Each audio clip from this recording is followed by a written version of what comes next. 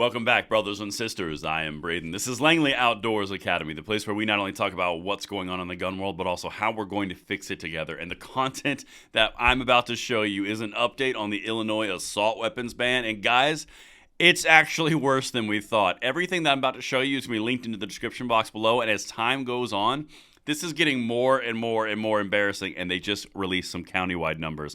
You're going to love every second of this. Of course, everything is linked in the description box below, and make sure you hit that like button, subscribe to the channel, and turn the notification bell on. We would love to have you join the Freedom Train as we do it 2 and 3 times daily. And thank you for that consideration. And spring is right around the corner, and no matter what you're going to do, whether you're going fishing, whether you're going for waterfowl, hiking outdoors, or just chilling, Sportsman Guide is the place to give you all the gear to get ready to do just that. They've got all the heavy-hitting brands. They've got Vortex, they've got Irish Setter, Nomad, anything that you can imagine to prepare you for going outdoors. For this spring, Sportsman Guide is your solution. If it's anything outdoors, Sportsman Guide is the place, and like I said, depending on what you want to put on the table or in the freezer, they got you. Check them out, and thank you so much to them for sponsoring this content. All right, my brothers and sisters, we are about to dive into some delicious Irish assault weapon. Irish? That's not the right word. Illinois assault weapons ban stuff. Ooh, it's an early Tuesday. But before we get into that, let me show you how Davey Hogg broke the law a little bit. This is interesting. It turns out that that AI voice thing, that robocall voice thing, it says right here 60,000 calls have been made to Congress demanding stronger gun laws using the AI voices of dead children. Yeah, it turns out that the FCC put something out that said FCC makes AI-generated voices in robocalls illegal. Uh-oh, Davey! The FCC announced the unanimous adoption of a declaratory ruling that recognizes calls made with AI-generated voices are artificial under the Telephone Consumer Protection Act, the TCPA. Davey just got ATF'd.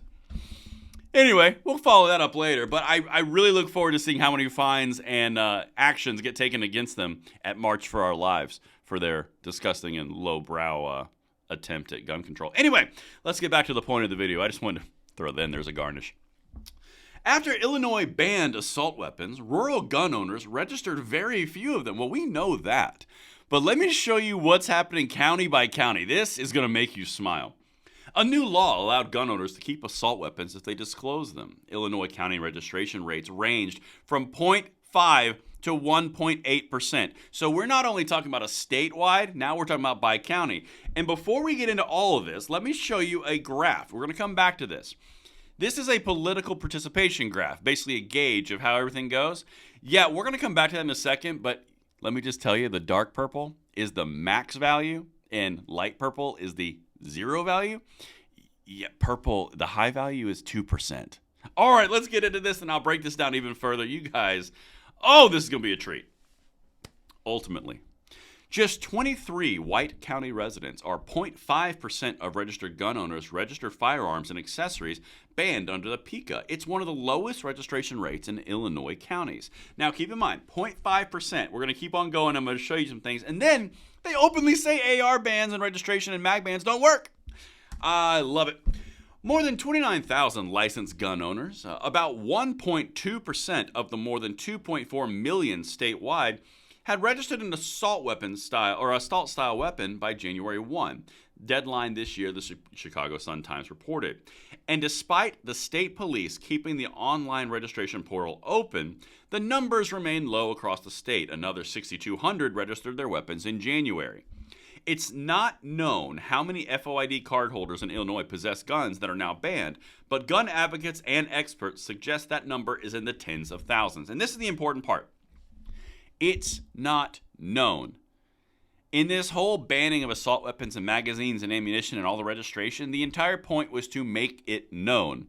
The population is completely refusing. The sheriffs are not adopting it. I think every county except like 3 aren't enforcing it. They will not know this information, and the emperor has no clothes. Let me keep on going. I'm going to show you some stuff here.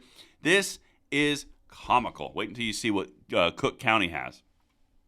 Based on a nationwide 2022 Washington Post Ipsos poll, an estimated 20% of all gun owners said they own an AR-15. Yeah, they call it military, whatever.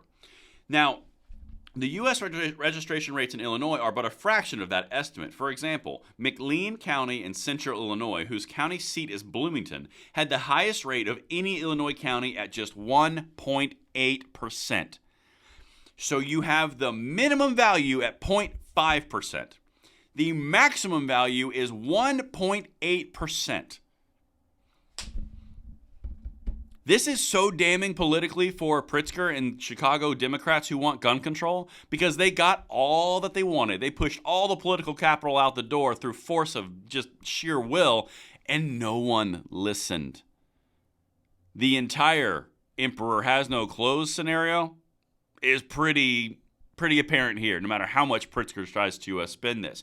In fact, it's so bad that Adam Winkler, who is a UCLA guy who does gun control witnesses, he's a witness for gun control, and he puts out all sorts of articles and talking points for gun control. He said this, because you got to make an excuse for it. Adam Winkler, a law professor at the University of California, Los Angeles, who studies gun policy, said Illinois' low registration numbers are not surprising.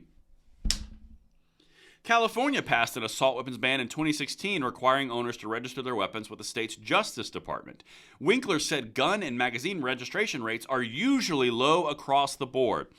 Well, hold the phone, guys. Ladies and gentlemen, we have a situation to address here. So it's not surprising that no one complied, says a gun control advocate at UCLA. It is a traditional norm that no one complies with magazine or AR bans. I'm failing to see how this changes anything for gun safety across the entire spectrum, particularly since all the gun violence that they would call it is done with handguns. A gun control advocate just said, yeah, it's not surprising because they never work and no one ever does it. Anybody? Wow. All right, got two more things for you. Then we're going back to the graph I showed you with purples. Kendall County, an ex-urban area west of Chicago, has one of the state's highest registration rates, but it still represents a small share, about 1.7% of FOID cardholders in that county. Kendall County Deputy Dan Bryers said they have fielded calls from people wanting clarification on how the registration process works. 1.7% is one of the highest. Again, remember, 0.5% over here on the min, 1.8% on the max. That's pretty embarrassing. Anyway, let me show you what Cook County did as promised. Now, Cook County is the main point where Chicago is. The state's most populous county, Cook County, appears to be a bit of an outlier with a registration rate lower than the statewide rate. Records show 63-64 out of the nearly 731,000 licensed gun owners in Cook County, or less than 1% registered their banned weapons before January 1. Less than 1% in the place where Chicago is located. Guys, this cannot be more damning for gun control.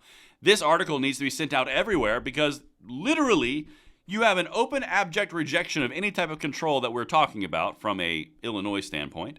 You have a Democratic infrastructure, superstructure that is completely been ignored. You have recognized gun control experts in UCLA saying, yeah, it's not surprising no one complied. No one ever does anyway. At what point do we just throw these people just out to the wind because they just don't matter? Anyway, let me go back to that purple Illinois image. I hope this puts it a little bit more in perspective and how impactful this is.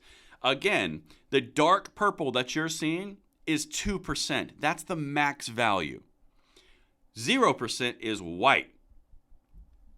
There's counties in the bottom right down there that are completely white with no outline. This is the most damning thing that has ever happened to gun control, and it only continues to get worse with time. And that's what I've got for you guys. Let me know what you think in the comments below, and I will see you on the next one. I'm Braden. See you later.